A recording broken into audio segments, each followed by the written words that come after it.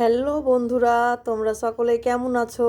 তোমাদের সবাইকে শ্যামলী রানী ডেলি ব্লগে স্বাগতম। তো আজকে তোমাদের দেখাবো ছোট মাছের চচ্চড়ি রান্নার রেসিপি। তো এই জন্য আমি এখানে ছোট মাছের চচ্চড়ি রান্নার জন্য সবজি নিয়ে নিয়েছি। এখানে নিয়ে নিয়েছি আলু, এখানে নিয়ে নিয়েছি ঝিঙ্গা, আর এখানে নিয়ে নিয়েছি কয়েকটা টমেটো। আর এই যে এইখানটায় ছোট মাছ, এখানটায় বাটা মশলা রেখেছি। এখানে নিয়েছি আদা, রসুন এবং জিরা। আর এই যে বন্ধুরা, এখানে লঙ্কা গুঁড়ো, হলুদ গুঁড়ো, আর এখানে নিয়েছি ধনিয়া গুঁড়ো, আর এখানে নিয়েছি পেঁয়াজ, মরিচ। তো চলো বন্ধুরা, রান্নাটা এবার শুরু করা যাক। তো বন্ধুরা, এই যে কড়াইতে আমি তেলটা গরম করে নিয়েছি। তেলের মধ্যে দিয়ে দিলাম কয়েকটা কাঁচা জিরা। এরপরে এই জিরার মধ্যে দিয়ে দিব কেটে রাখা সেই সবজিগুলো।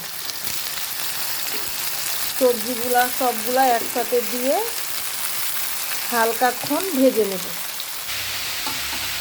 সবজিগুলাকে হালকা করে ভেজে নিচ্ছি।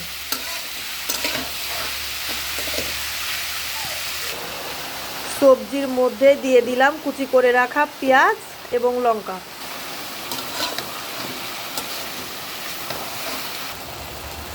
সবজিগুলোকে এইভাবে সুন্দর মতো হালকা করে ভেজে নেব।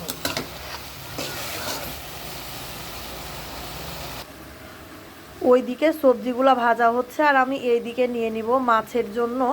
মাছের একটা মিশ্রণ বানাবো। মাছের মধ্যে লবণ দিলাম, ওই যে মশলাগুলো দেখলাম ওইগুলো মাছের মধ্যে দিয়ে, এখানে বেটে রাখা মশলাগুলাও মাছের মধ্যে দিয়ে দিলাম।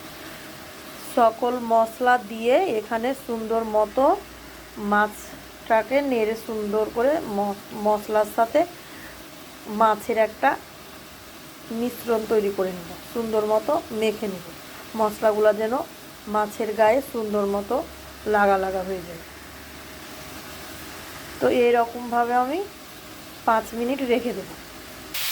এবার সবজির মধ্যে দিয়ে দিলাম একটু হলুদ গুঁড়ো। এর আগে দিয়ে দিয়েছিলাম একটু লবণ।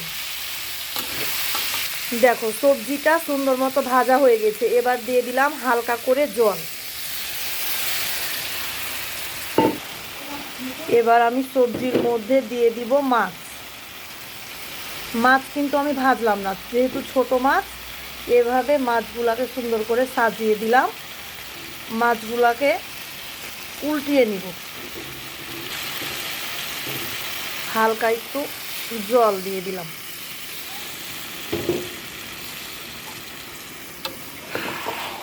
আলতো হাতে নাড়তে হবে। এখানে লঙ্কা, হলুদ এবং ধনিয়া গুঁড়োটাকে নিয়ে একটা সুন্দর মতো পেস্ট তৈরি করেছি।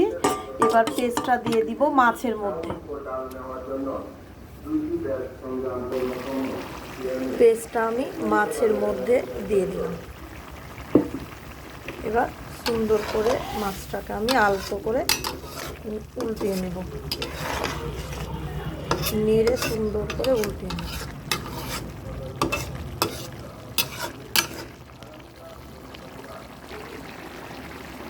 দেখো মাছটা কি সুন্দর মতো হচ্ছে।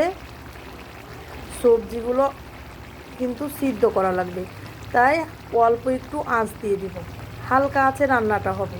এভাবে মাছটা সব কিছু দেওয়ার পরে, মশলাপাতি সব কিছু দেওয়ার পরে হালকা আঁচে আমি মাছটাকে রেখে দিয়েছি। হালকা আঁচে কিন্তু ফুটছি। দেখো,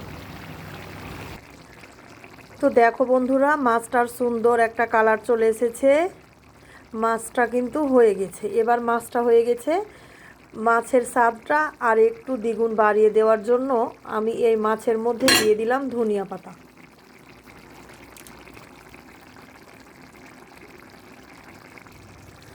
তো বন্ধুরা, আমার ছোট মাছের ঝোল রান্নার রেসিপিটা এই যে দেখো, এখন একেবারেই কমপ্লিট। আমার মাছটার রান্না সম্পূর্ণভাবে কমপ্লিট হয়ে গেল। তো তোমরা চাইলে এরকমভাবে রান্না করতে পারো। গরম ভাতের সাথে এটা খেতে পারো, আবার সেদ্ধ রুটির সাথেও খেতে পারো। খেতে কিন্তু অনেকটাই সুস্বাদু লাগবে। আমার রান্নাটা হয়ে গেছে। এবার আমি রান্নাটা পরিবেশন করতে পারবো। তো বন্ধুরা, রান্নাটা কেমন লাগলো অবশ্যই তোমরা জানাবে। যদি তোমাদের ভিডিওটি ভালো লাগে তো লাইক করবে, কমেন্ট করবে, শেয়ার করবে, এবং আমার চ্যানেলে যদি তুমি নতুন বন্ধু হয়ে থাকো তো অবশ্যই আমার চ্যানেলটা সাবস্ক্রাইব করে দিবে। তো বন্ধুরা, ভালো থাকো। টাটা।